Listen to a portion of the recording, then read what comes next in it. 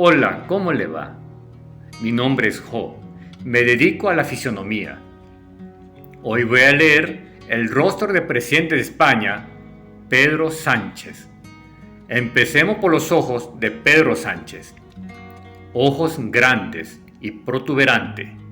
Es de un guerrero. Eso significa que Pedro Sánchez siempre está listo para la pelea. Ahora analicemos la nariz. Nariz alta y redonda, con forma de un bebé. Eso indica que tiene la personalidad de un niño y con frecuencia mostrará su inmadurez. Ahora pasemos a la boca de Pedro Sánchez. Boca grande, con el labio superior más delgado que el inferior. Tiene la cola de la boca caída y con forma lineal. Eso revela que Pedro Sánchez tiene poder al hablar.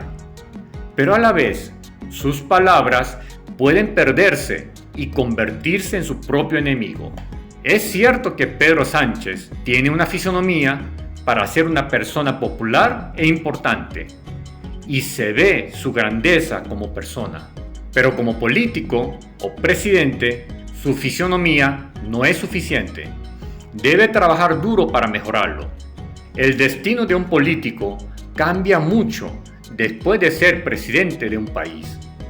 Para algunos políticos, luego de ser presidente, su popularidad aumenta.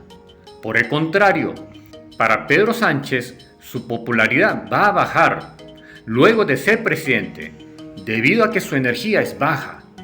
Por eso Pedro Sánchez urgentemente debe formar un excelente equipo para trabajar y lograr buenos resultados, así volver a ser un político exitoso como lo fue antes. ¿Qué pasaría si llegase a reelegirse como presidente de España? La desventaja más grande para Pedro Sánchez es que él tiene demasiada confianza en sí mismo y que puede hacerlo todo él solo. Ahora yo me pregunto si Pedro Sánchez podrá conformar un buen equipo.